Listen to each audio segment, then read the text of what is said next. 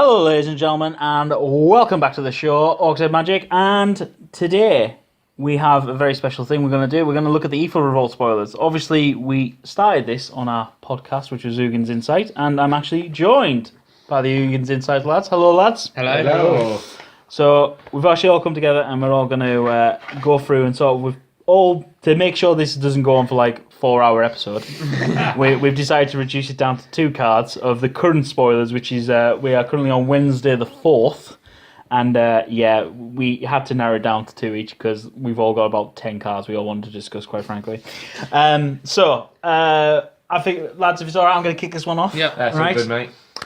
First card I want to discuss is one that I saw and instantly have fallen in love with, which is Metallic Mimic. It is a 2-mana artifact creature for 2/1. When it enters the battlefield, you get to choose a creature type. And Metallic Mimic is the chosen type in addition to its other types. And each other creature you control of the chosen type that enters the battlefield with an additional 1/1 counter on it. Now, I am a tribal warrior. I am. I love tribes. It's no shocker. I do allies. I currently run werewolves and wolves, for God's sakes, in standard. And this thing fits everywhere for me. I love it. This is actually going into my wolves and werewolves deck because suddenly having Kessig Prowler come on as a 3/2 instead of a 2/1 is awesome. Or Shrill Howler turn 3, which can't be blocked by creatures of less than 3 power or less. Can't block it. Then it's insane on turn 3. But one other thing I do love is that how this is actually possibly going into my Modern Goblins deck. I'm shuddering at the thought with that. What? No, because one of the best thing is, it says choose chosen creature type. Tokens are a creature type. Token goblins, token servos. So you just say tokens? No, you don't say tokens. Oh, okay. You say a servo. Or if I say goblins, my goblin tokens are goblins. Yeah. So suddenly Siege Gang Commander enters the field. He's a 4/4. Good with the additional 1/1 counter, and he comes in with 3 2/2 goblins instead. How awesome is that? It's insane. It's so good. Could work with zombies as well. Oh yeah, zombie. This if you're running a tribal deck, this card can go in. All you're gonna do is figure out what you're taking out. No, literally, this works. If you're running a tribal deck of some description, you have to run a proper tribal deck, but it doesn't go in a mixture deck. You're never gonna hit everything, but if you're in standard, allies is a good one. Yes, that's another one. Allies are quite weenie at the moment, and this pumps them up a little bit. Humans as well with fire. Also, because it enters the battlefield and it becomes the creature type you choose, it'll trigger allies as well. Yeah. So trigger all the ally triggers. Oh, that's a point. Oh yeah, definitely worth it. That, or I just make it a gremlin and suddenly play red gremlins. Oh yeah, because imagine that other release the gremlin spell. They all enter them into be 2/2s. Imagine them coming in as 2/2s with 1/1 counters on, baby. Oh my god, Yay! That'd just get wrong. Yes, it's amazing. So that's my first one. Has anyone got any other thoughts of what they think of it? So does it become? It becomes the chosen type in addition to its other type. So it's a shapeshifter ally. I think that's what makes it a modern card, playable card, because it becomes. If it didn't become the creature type, then I would say no, because you'd think about what turn 2 goblins would you play over that. But the fact that it becomes a goblin itself, it becomes a goblin. Obviously, for goblins, it doesn't trigger anything. There's nothing for goblins to trigger. But for allies, for example, that's played in modern. In fact, that's played all the way back to Legacy. But this even works for commander, because any tribal commanders. This actually might slot into. This will slot in quite nicely into my Omnath Elemental deck, red green. So I mean, just all of a sudden my Elementals coming in with 1/1 counters is horrifically bad. Go with my ally commander deck as well. Yeah, we'll get +1/+1. Yeah, it basically, if you're running a tribal deck, this works. But yeah, so anyway, that's enough of me daydreaming and how awesome this card is. But. I'll tell you what. How about you, Adam? What's your first pick? So I'm going to pronounce this wrong.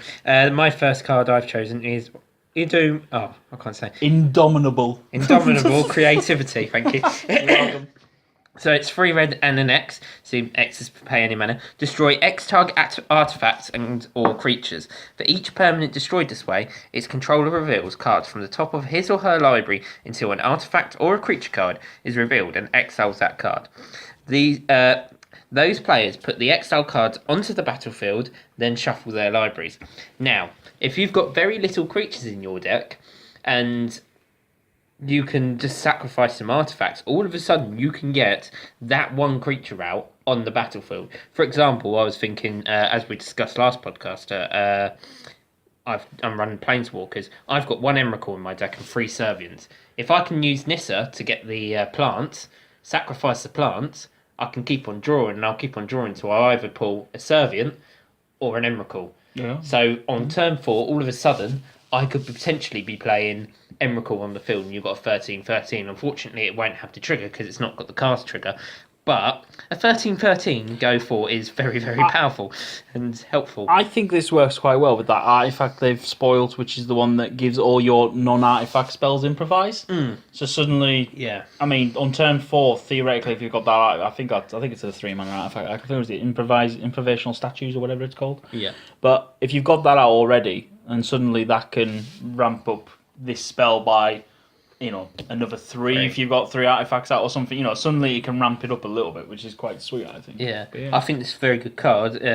Obviously, it's a mythic, so it's going to be quite rare to pull, and you're probably not going to get. Well, you'll be lucky to get one at pre-release, but it might be. It's a card that I would consider probably. I would consider it for my Super Friends purely as maybe as a sideboard card. If I know I can get that free turn 4 and I'm not struggling too much, I might think, right, okay, how can I pull this Emrakul out? But the only problem is that it's 3 red. That's the one downside of it. I mean, 3 red is, unless you're going Chandra could help with that. Oh no, that's a good point. Actually, I forgot about Chandra. Yeah, 2 red. All right, okay, all right. So it's not that hard if you've got Chandra on the field turn 4. Yeah, but that's again. Oh, with turn 3 with Orphan Vajani, of course, because God forbid with Orphan Vajani. But anyway, So it could work actually quite nicely. It's another one of those gamble cards where you are gambling to destroy creatures to see if you can potentially pick up a Emrakul in your deck. But in my case, getting rid of 0/1 plants for either 1 Serving the Conduit, which will mana ramp, or 2 an Emrakul on the field. It's not much of a gamble. But the chances in a 60-card deck because you only pick up X amount of cards, which is it? I thought you keep on drawing till you reveal. I thought it was you stop at the card when you reveal the first artifact or creature. But each permanent until an artifact or creature is revealed. Yeah, and exiles that card. But isn't that depending on what X is you pick up? Oh no, so you keep on revealing to the X is 2. Into the first 2 artifacts or the first 2 creatures. No, I thought it'd be the first 2 cards. Its controller, right? Hang on. Its controller reveals cards from the top of his 11 until an artifact or a creature is revealed, and exiles that card. You keep going until you hit a creature or an artifact. So, for example, obviously as you were saying in your deck, say for example you didn't run the Servant of the Conduit and you're just running Emrakul, you would exile all your cards until you hit that, and then just shuffle all your other exile back in. Yeah. And then so suddenly you have Emrakul on the field. But one thing I quite like about this is that, for example, going back to my Modern Goblins, this is quite a good board wipe sideboard for me. Yeah. Because obviously, for example, Anger of the God. Because normally at the moment I run Anger of the Gods. It's because I run mono red goblin, so getting 3 red's not an issue for me, especially when you cast Ritual. The only problem I would have with that, if you're board wiping the opponents, remember they get to reveal as well. Yeah, reveal. So, they're reveal. No, it's them who's going to reveal. Yeah. But then they're only going to get 1 creature or an artifact. That's it.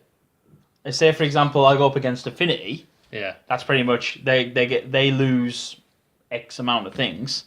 Oh, okay. And I get and so they're going to lose. Say for example, they lose 5 creatures. They're only going to get 1 or an artifact out of it. So if you pay 5 for X, this is what I understand. You destroy 5 things. Yeah. And then they get 5 cards. Or no. They go until they hit a land, an artifact or a creature. I thought it was if you kill 5. I thought it was if you kill 5. If you kill 5 creatures, you look at the top 5. Oh no, sorry, actually, if you don't hit it. No, you're right. No, yeah. Oh, sorry, yeah. No, actually, no, that doesn't work. All right, no, that's a good point. Let's not do that.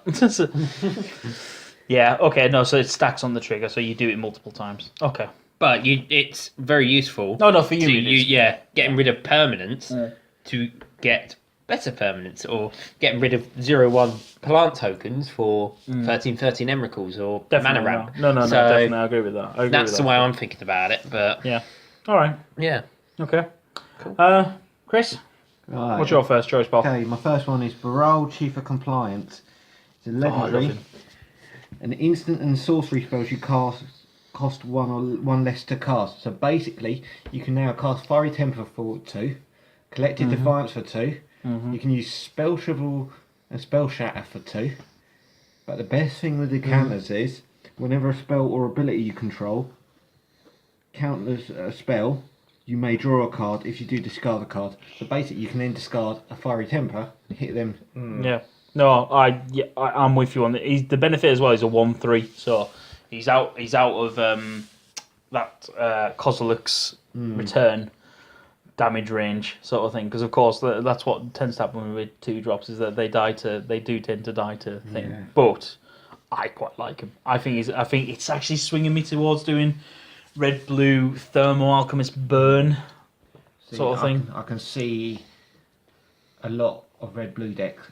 Something if you use, especially using sort of like Thing in the Ice, suddenly you got more mana and you can turn him out quicker.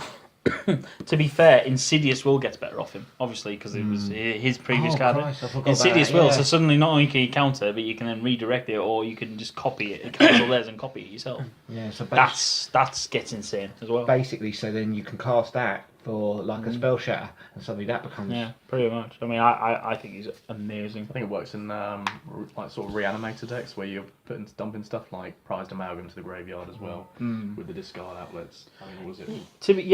In the sort of a reanimator style, I mean, because what is it? Refurbish is 3 and a white, so making it suddenly turn 3. If you've discarded Gearhulks into the bin and casting on turn 3 a refurbish instead of turn 4, that can swing a game quite nicely. Suddenly reanimating. You wouldn't reanimate a combustible with him on the field. You would probably want to reanimate like one of the Noxious or even the Vergus Gearhulk would be insane. That would be really sweet. I quite like it. I'll say that that can become, in my opinion, really playable and can get wrong quickly. And the only shame of it is, I can see why it's legendary, because if you had 4 of them, it's caused. Well, yeah, no, you couldn't have that ability as non-legendary. Yeah. It would be insane. That would be insane. Or having a creature that just reduces it. Well, actually, no, it happens in goblins. Let's look at the original. What was it? Goblin Electromancer. He did the same thing. He was 1 red and a blue, and he made instants and so. I think it was. It's got here instant sorcery costs. Yeah. Cost 1 less to cast, and he made Storm what Storm is at the time. That until they banned something in Storm, but he made Storm better because of course instants and sorcery were just 1 cheaper, and once you have multiple of them, it's just insane. But yeah, right, Loogie boy, we haven't heard from you for a while. The simple card. The simple shock. 1 red, deal 2 damage to creature or player. Yes. I mean, simple cards are the best type of cards. I am so glad they brought Shock back. I know it's gonna come right. Okay, let's be honest. They're never gonna do Lightning Bolt. They never will. No, definitely. They never will. It's Lightning Bolt. If they printed Lightning Bolt in this standard format, everything would die. It's horrific. It would be horrific. But Shock is as good as it gets. But Shock is so good, especially with like Thing in the Ice decks. Definitely. Thermal Alchemists, burn decks, just standard aggro, burn, standard burn aggro. Yeah, I mean, this could easily replace Galvanic. Definitely, Galvanic Bombardment. Although there is an argument that Galvanic Bombardment does get better. Yeah. So I don't know whether you would want to replace it. I think it's going to be a definite sideboard for any control deck who are playing red. I'm tempted to actually put that in my red-blue deck as in the main board. I would have it main board personally, and then maybe sub out for Galvanic Bombardment if you need to increase your damage. But the only problem with Galvanic Bombardment is that of course you can only target creatures, whereas this actually targets players, which is quite sweet. I also like the artwork for it as well. Basically with his massive taser, which is quite sweet. I definitely like it. It's definitely a good card. It's nice to see a reprint like that, and again, thank God it's still common. have a prayer. Suddenly it's like, oh, make it uncommon. No, definitely not. But yeah. So at least I've got the option to still draft mono red when I'm around the table, which is rather fun. I did that at the GP. We drafted mono red at the table, which was rather good. Right, Steve. Yes. You've been awfully quiet. Go on. What's your first pick, Paul? My first pick is one of the green legendary creature that's been released, Wishcar, Pima Renegade. Hmm. It costs 2 colours to make green. When Wishcar enters the battlefield, put a +1/+1 counter on each of up to 2 target creatures, and each creature you control with a counter on it has tap and add a green mana to your mana pool. And he's a 2/2. And also he has the worst, most disgusting creature type known to man, which is elf. But can I just say how ridiculous this gets with one Panharmonicon? Because that's nature's destructive. Yeah, it's you're doing a Verdus Gate Hulk. Not only that, but you then get to do the entire thing of you get to ramp your team as well. You get to ramp up. Yep. It's ridiculous. And that, what if you've played off of a Vajani before him? That's insane. I'm planning on playing the snake before him. Oh, what was it? The The winding constrictor or whatever it's called. Yeah. That kind of complements Winding 3 Constrictor, mana yeah. Nissa as well, because you can You get -2, two. and then that's all your creatures on the field got +1/+1 counters. So if you -2 the Nissa, that's another If option. you vote for Vajani or -2 Nissa, and suddenly you've got all your creatures have got thing, you've basically done clip through. You've with him on the field. It's clip through. Yeah. Oh, I can't say it. Cryptolith, right? Yeah. Basically on the field, which is quite frankly insane. Obviously, it's only for green mana. That's the only downside, Yeah. So it's only for green mana. But let's be honest, if you can do it for green mana, then emerge Decimator of Provinces and swing. That's insanely awful. He's suddenly swinging for for 9 damage, but just with the Decimator, let alone with anything else you've got on the field. Do you think he's modern elf playable? Modern elf tribal playable? Oh yes, modern elves. Possibly. I mean, to be fair, he's an elf. So the fact is that let's be honest, he enters the field and he does give out 2 1/1 counters, so which is nice little bump up protection from board wipes for some elves. Especially if you end up getting some elf lords and stuff like that. Yeah. I mean, yeah, I don't think he would. Is he better than Azuri, the one who gives you elf overrun? So gives you the overrun effect. But I don't know. I think he's not too bad. I mean, 2/2 and he enters and he'll buff 2. The problem is that you have to have 2 other elves on the field. Let's be honest. Well, turn 3. If you're playing him at turn 3. Well, no, you can put it on himself, can't he? Well, but... When he enters the battlefield, put a 1/1 counter on each up to 2 target creatures. Oh, right, no, so yeah, he can target himself. So you need 1 other creature at least. Yeah. For value. Quick question. Yeah. Do minus counters work on it? So say someone's put a minus. If someone's put a -1/-1 counter on your creature and then you put a 1/1 counter, they effectively cancel. But say if but the counter's still on it, so yes, it would. Yeah, okay. For in terms of if there was an effect that destroy target creature with a -1/-1 counter, yes, it would.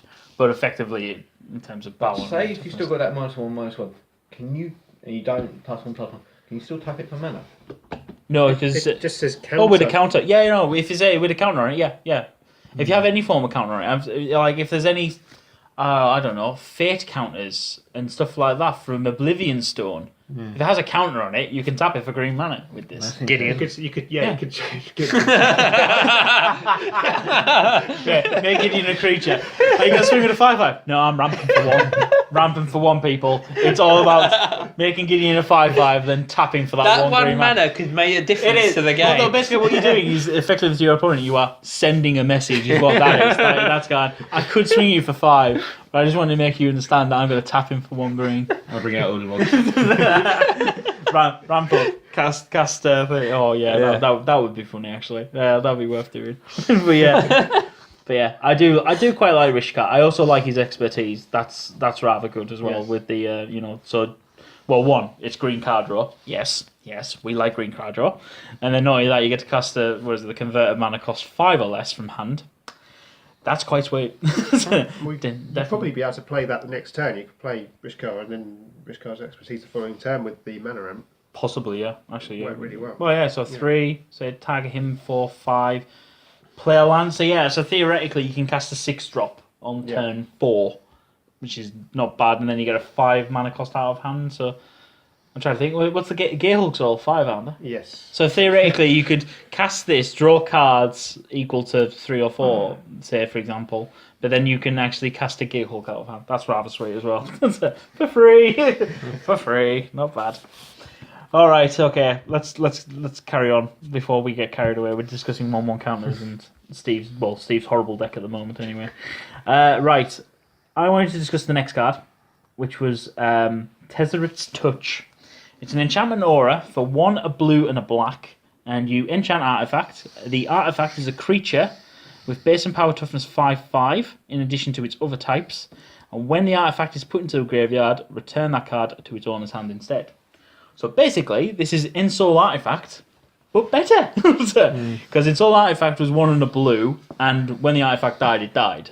He went to the graveyard and with the aura. Whereas this one gives you some replayability. So no offense, actually putting this on a Smuggler's Copter, suddenly swinging for 5, you still get your triggers with the Smuggler's Copter, but when they decide to kill it with unlicensed disintegration, etc., or whatever, then it comes back to hand. It's great. Yes. It's fantastic. I don't see any downside with this card. It actually would swing me to doing blue-black-ish with this card alone. And even, for example, with a Panharmonicum, etc., that gets interesting as well. I mean, it's very similar to Invocation of Saint Thraft, which is that 3 mana. Oh, Invocation, Invocation of Central, yeah. When you attack, you you gotta get a 4/4 angel. Yeah. The thing is, I felt like that wasn't played a lot, so I don't know whether this one's going to come into play. I think it will, because Ensoul Artifact was very popular amongst control decks because they run artifacts. And a lot of the artifacts are just sat there. They do one thing and then they sit there and do nothing. Suddenly, if you make something a 5/5, it's got to be dealt with. Otherwise, you're dead in 4 turns. It's simple as that.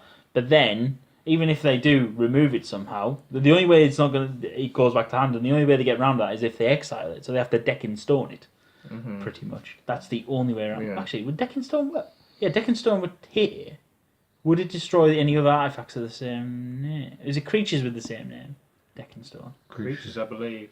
All right, so it wouldn't get rid of any other. So say for example you did this on Prism. What is it? 2 text on Prism.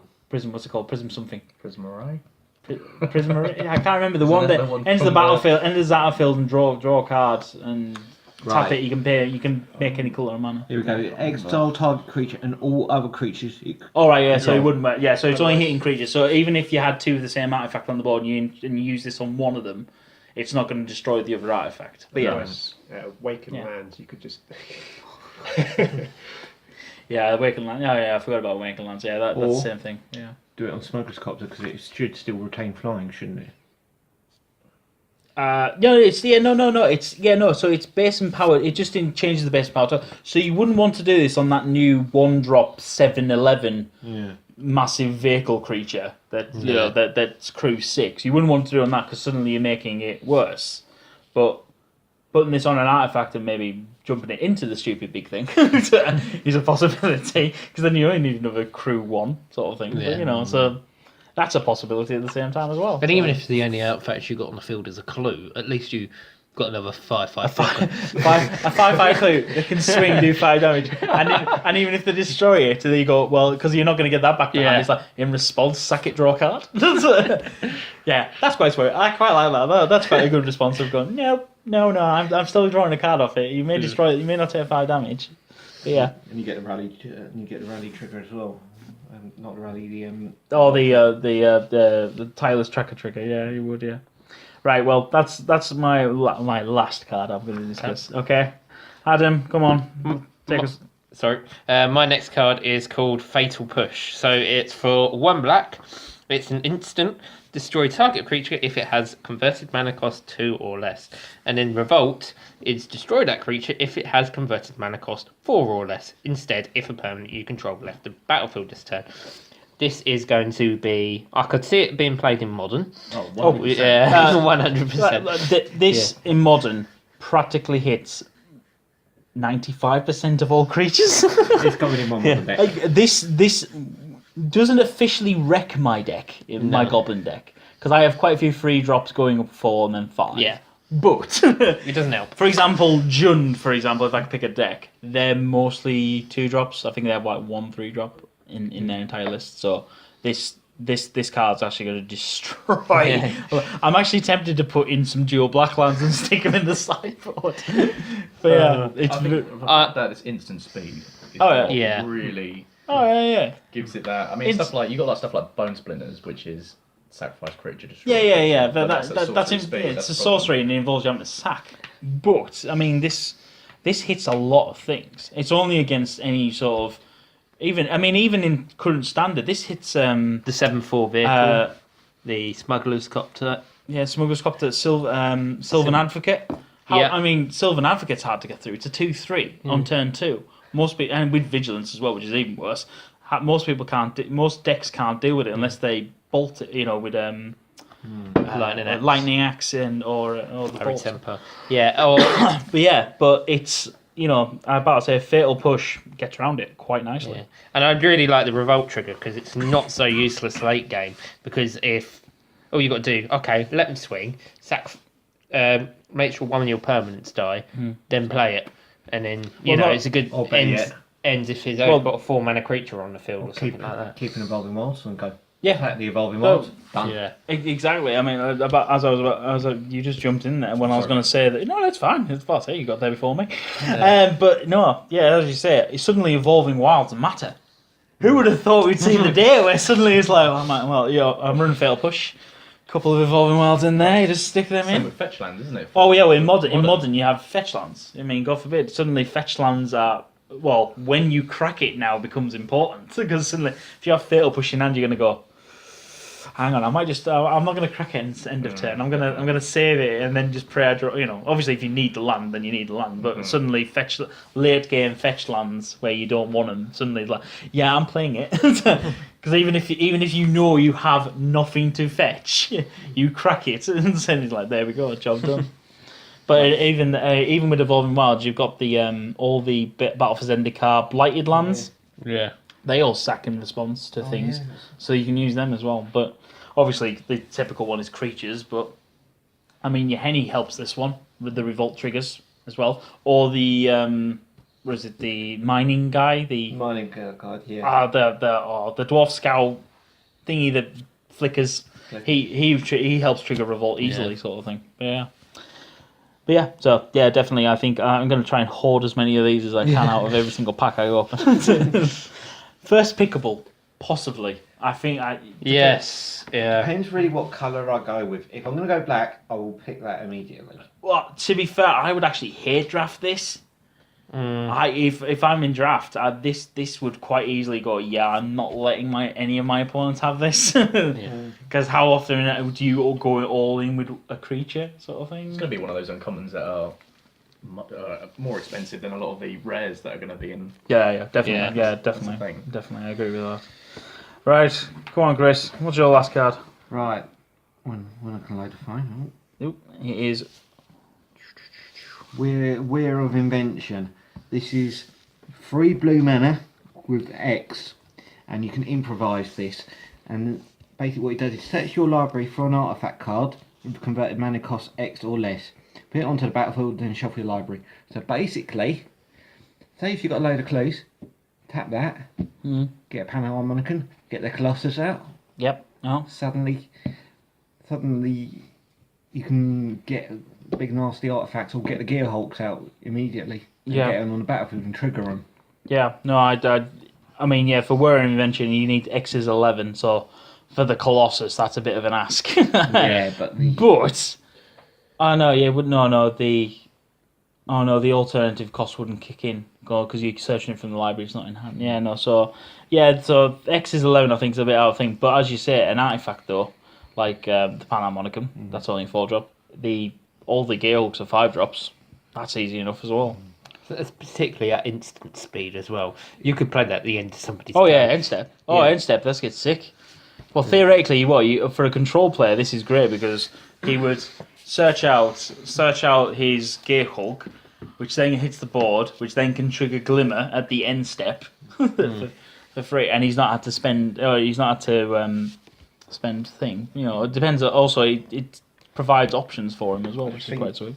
I think I can see some quite nasty combos going with that, especially if you're playing close and that. I can see that being used, maybe close decks. Well, I think it's not a cycle, for example, but the Indomitable creativity was X and 3 red as well. So I wonder if they're doing, and this one's X and 3 blue. So I wonder if they're doing an X and 3 of one colour, black, yeah. sort of thing. Maybe mono blue artifacts.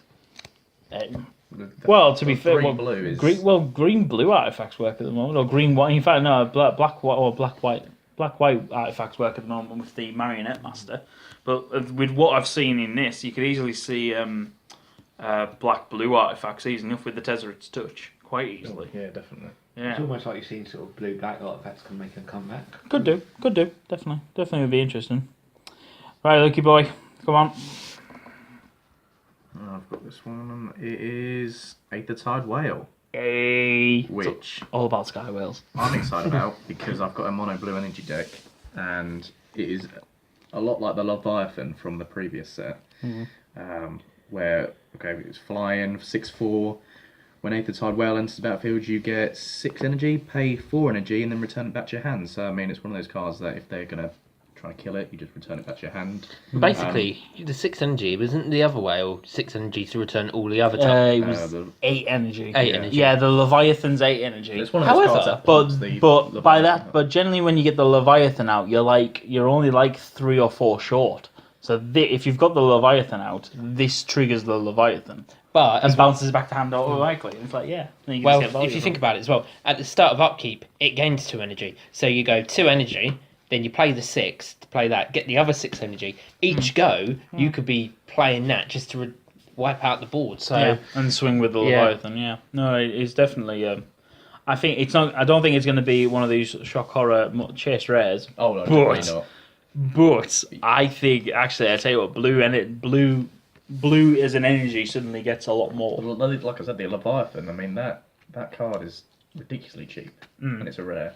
Yeah. So I mean, it's going to be one of those decks which are a bit of a budget deck, but it's. But to be fair, I've got a mono green energy, which is very budget, and that plays beautifully.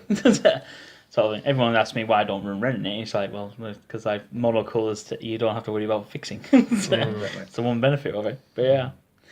All right, come on, Steve. Last card. Okay, my last card is Hidden Reserve. It's 2 mana, 1 white, 1 black. And it's enchantment with a revolt. So at the beginning of your end step, if a permanent you controlled left the battlefield this turn, create a 1/1 colourless servo artifact creature token. And then you can pay 1 and sack a creature and scry 1. So can we all say what we're thinking?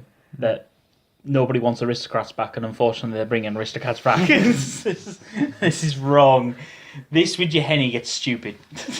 Basically, you're giving your Henny 1/1 servos every time because once he starts sacking a creature, he'll create a creature. If this is out, he then creates a creature at the end step.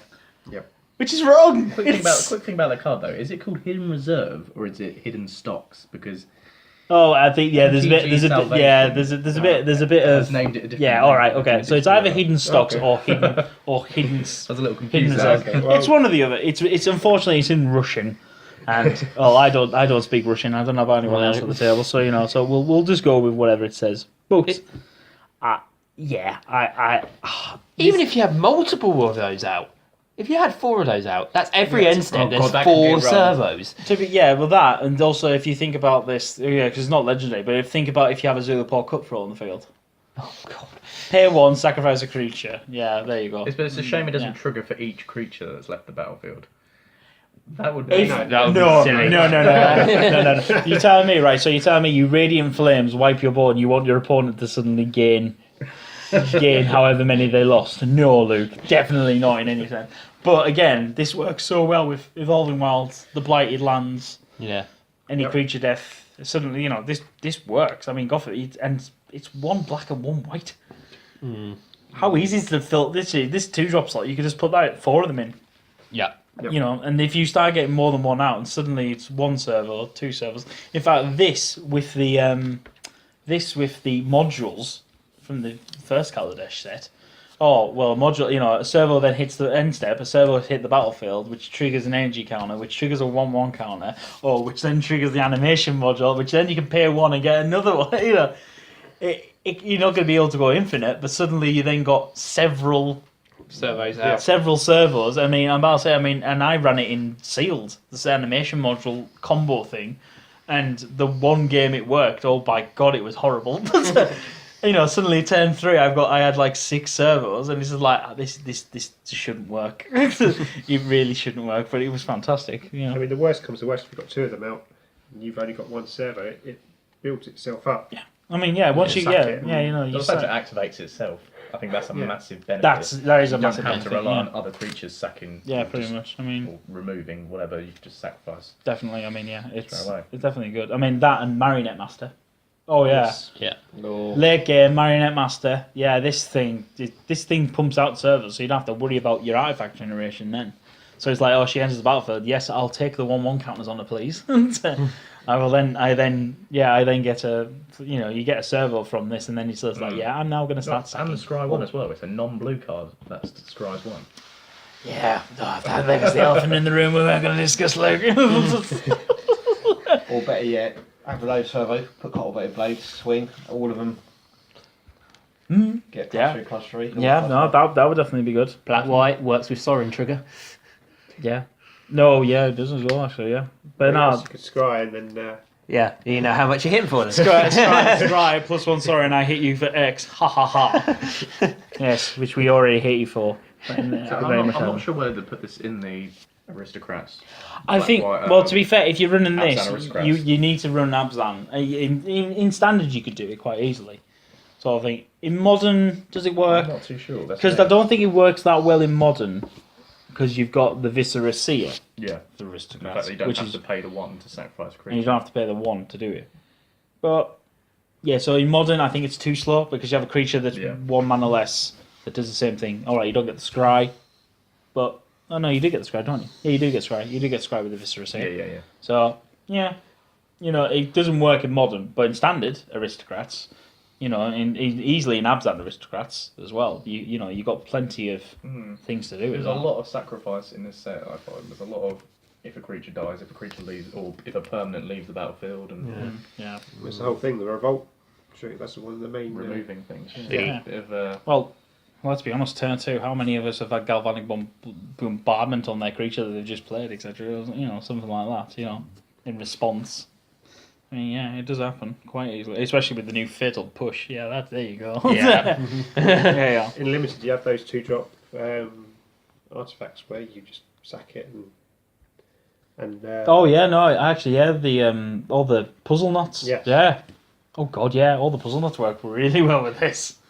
I forgot about the puzzle knots for revolt triggers. But yeah, yeah, all them work fantastic. And in fact, there's the new one, which is the what is it? The new ones, what are they called? The implements. That's it. Yeah. And there's improvement, examination, malice, combustion, and ferocity. They're 1 mana. They're 1 mana puzzle knots effectively. You know, and all they do is so theoretically you can have this trigger in that as well, which is rather sweet. But yeah, no, definitely. I mean, what's everyone's? So we're halfway through. Obviously now, what Mark Rosewater said in his blog the other day was that the smaller set of the release is only going to have a week's worth of spoilers rather than 2 weeks. So the bigger set is always going to have 2 weeks, and the smaller set's now going to have a week. So by the end of the week, So by the end of the week, we have the full set, yeah, which I'm not complaining about actually. It means it gives me a chance to look at it for a week and brew. yeah, decide. and then dream up my perfect pack openings of I want this followed by that and so on and so forth. Yeah. I think pre-release is going to be interesting to see what gets pulled. Steve said something interesting to me earlier, actually. They've just made standard quicker. Kaladesh, when we were at the pre-release, it was so-so. The amount of games that went to 5 turns was absolutely ridiculous. And Kind of agree. I think that's the reason why some players like myself and Luke, we decided to respond to that by making aggro decks. Yeah. Because a lot of time you've swung in by turn 5 and you've gotten below 10 life, and suddenly they're like, oh, I can't do what I want to do. I need to think reactively rather than proactively. Sort of It's thing. going to be interesting to see what other cards are going to come out on the release. Definitely, yeah. No, I mean, by the end of the week we'll have the full set, which is rather sweet. But so far, I'm in love with this set. I think it's good. I think it's such a shake-up, but it's so good. But I was saying earlier, it's very wordy. The cards are very wordy nowadays. Yes, yeah. There is, to be honest, there. I mean, but whether they've just not done the other ones yet, the vanillas. That could potentially slow down pre-release. No. If you've got a very wordy card and you're sitting there going, "Oh, what does that card do? What does that card do?" Well, And pre-release is always slow. I mean, God Yeah. forbid. I mean, to be fair, I mean the amount of times I've been to every pre-release now since Battle for Zendikar, and pretty much I would say half my games go to 5 turns, unless I've somehow drafted a decent aggro deck, which never happens.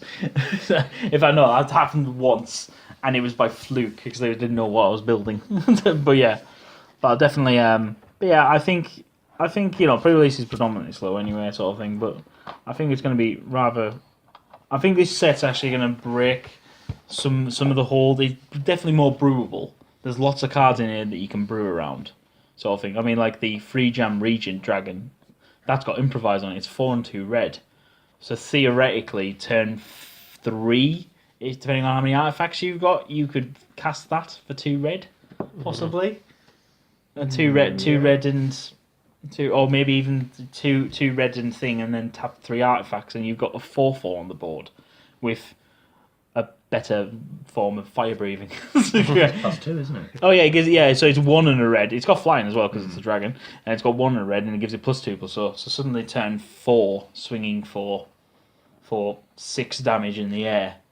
That's a lot of damage. Possibly more. It's theoretically you could hit for 8 damage if they've got no blocker whatsoever, no removal. Well, they always have to have that sort of mono red dragon sort of card. That's There's never always really a dragon. Never There really needs playable. to be a dragon. But it is a playable dragon for once. It is playable dragon. In fact, I think it's a playable dragon for someone's commander deck who shall remain nameless. I wouldn't say it's hugely playable, but I tell you, but it's not. It wouldn't be a bad one. It wouldn't be a bad one in your hand. I don't know. I don't tend to have that many artifacts in my. No, I'm sorry. Yeah. As a standard 6 mana 4/4, which is a standard dragon anyway, but it's got better fire breathing. Not that bad. But yeah. So anyway, we'll call it there because I think we all want to go and play games. And yeah, so thank you for joining us. I'll probably end up trying maybe doing another little video about any of the other major spoilers, but I don't know if there'll be anything hugely spoiled now because we've had a lot of cards spoiled. But we'll see what we get anyway. So anyway, guys, thanks for joining us. Please like the video, subscribe to the channel. We're nearly at 100 subs on the channel, and we're going to do another giveaway then. So yeah, look forward to the comments. If you have any questions, just comment below, and we'll get back to you. Catch you later, guys. Bye. Bye.